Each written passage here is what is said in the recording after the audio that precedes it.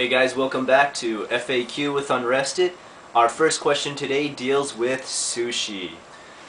Sushi in Japan and sushi bars in Japan. Now, before I came to Japan, I'd had sushi before, of course, back in America, and I thought I knew what sushi tasted like. I really thought I understood the taste of sushi, and then when I came to Japan, I realized, wow, it's a lot fresher here, and wow, it tastes a heck of a lot better. Pretty much it's going to be like eating sushi for the first time again when you come to Japan. It's so much better than what I received back in America. Mind you, the chefs here go through a lot more training to become sushi chefs, and the quality is a lot higher and the fish is a lot fresher. Now, when you go to a sushi bar here, it's going to be a little bit different experience than what you might have had if you went to a sushi restaurant in America.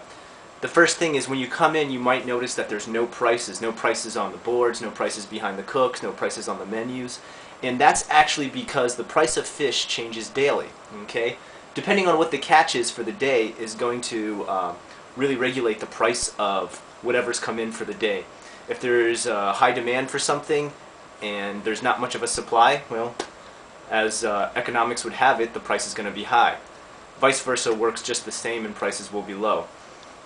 Now, when you get your sushi, it's usually going to come in a pair. That's a set of two, no matter what kind you order. And you'll notice there's a huge variety compared to what you're used to in America. Things you would have never even thought of.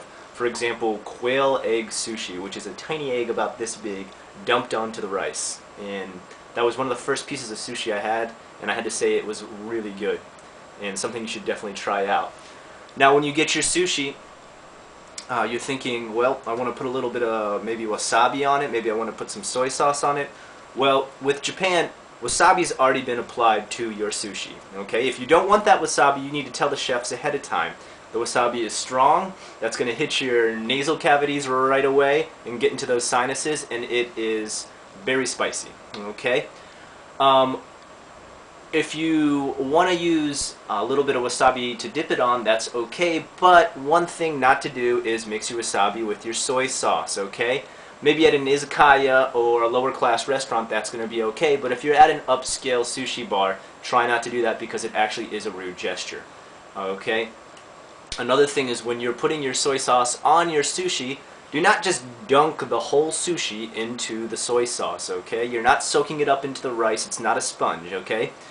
What you want to do is maybe take a small slice of ginger, pull it off with your chopsticks, dip the ginger into the soy sauce, and then lightly drip it onto the fish. Okay? It's supposed to actually be applied to the fish on the top. After that, people might ask me, Scott, I've heard I can use my fingers to eat it, but I've also heard chopsticks. Which one's rude and which one is better etiquette? And your answer to that is actually both are okay. It's okay to take the whole sushi, pick it up with your fingers and drop it in your mouth, or use chopsticks to get it too.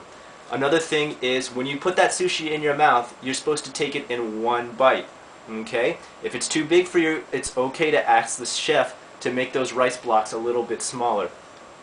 But it's supposed to all go in. Also, don't leave sushi lingering on your plate for a long time. This will offend the chef. He's giving it to you as fresh as he possibly can. That fish might have actually been killed only minutes from him putting together your sushi roll. Okay? Drop that thing in your mouth, enjoy it, and that's why it only comes in a pair of two, so you don't have to stuff yourself really quick. Eat it, let it digest, savor the taste, take your time to order your next set, okay? You're just ordering it like tapas, okay? Little plates of small food. Take them slowly and one at a time. Okay, our next type of sushi is kaiten sushi, okay? Also known as kaiten sushi, which actually means conveyor belt sushi, okay? Roughly translated, that's what it means. Okay, so what this is you go into the restaurant and conveyor belts are delivering sushi to the tables you are sitting at. Your tables will actually surround the conveyor belt, and the conveyor belt goes into a kitchen where cooks make your sushi, put it on a plate, and goes around the conveyor belt, and you can choose whatever you want, okay? Grab whatever plates you want. When you eat that, you'll usually get it once again in pairs of two, okay? Same rules apply for how you would eat the sushi. And once you finish it, keep that plate on your table. Do not put it back on the conveyor belt. That's disgusting, okay? At the end of your dining experience, the number of plates you have will actually add up to the price of what you will pay for your sushi at that restaurant. sometimes you'll notice the plates are different colors or there's different designs on the plates. That actually equates to a different price, and all the prices will be listed in a kaiten sushi restaurant, okay? You will actually see them before you come in. It won't be a mystery as to what you're paying. Usually it's very reasonable, and some places even have a buffet of all-you-can-eat sushi. You come in, pay one price, and you can take as many plates off that conveyor belt as you want.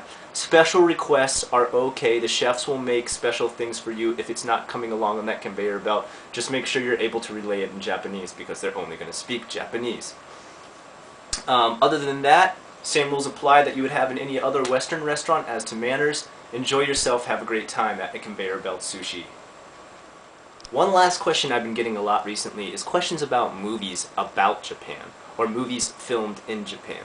And one thing I want a lot of my viewers to know is that most of these movies are not actually filmed in Japan, or only a very small amount of them are filmed in Japan. Let's take The Last Samurai, for example. It's a fictional story. A lot of people write to me and ask me about the historical value of that. It's a totally fictional story, but it's based off of a samurai named Saigo Takamori, okay?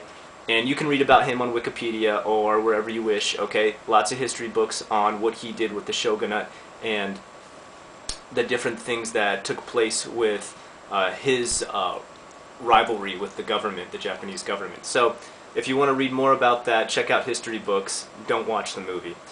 Another one I get a lot of questions about is Tokyo Drift, okay? Tokyo Drift was almost completely shot in Southern California and Little Tokyo in Los Angeles. Very, very small part was shot inside a building in Tokyo. To be honest, it's really difficult to film in Tokyo. It's not easy to block off a street here, and there's almost no time during the day that streets are completely empty for filming. So, most of the movies that you think are in Tokyo are not actually in Tokyo. For example, Kill Bill. Okay, Volume 1, you see a part where she's eating at a sushi restaurant. Well, that was actually just a setup in a studio in California. Again, not in Japan. Although a small part of that was filmed there, but mostly that movie was filmed in California, Texas, Beijing, and Hong Kong. Almost none of it was actually filmed in Japan. One movie, Lost in Translation, had quite a bit that actually was in Tokyo, but it was actually done guerrilla style as far as the filming. They had to run in and out of buildings, not asking for permission to film, to get parts of those movies because it's actually so hard to get to film here in Tokyo. Well, in Japan. I live in Osaka. But that's a little bit of background on some of those movies you see. Don't always believe what you're watching is actually, you know, a good representation of Japan. For instance, Tokyo Drift, probably one of the worst representations of Japan ever. Okay, yes, there is street racing, there's also boat racing, there's all different types of racing in Tokyo. But people don't speak English to each other when their native language is Japanese. Also, only 2 of the stars in those movies were actually Japanese, okay? The rest are either played by Koreans or Americans or other Asians, okay? Sadly, not a very legit movie, okay? And also the Japanese in that movie is awful. The Japanese spoken by Gaijin in that movie. Absolutely atrocious. Same with Kill Bill. Lucy Liu is horrible at speaking Japanese. It's a fact. Okay. Hope that helps out. Hope I didn't offend anyone on their favorite movies. Have a great one. That's FAQ.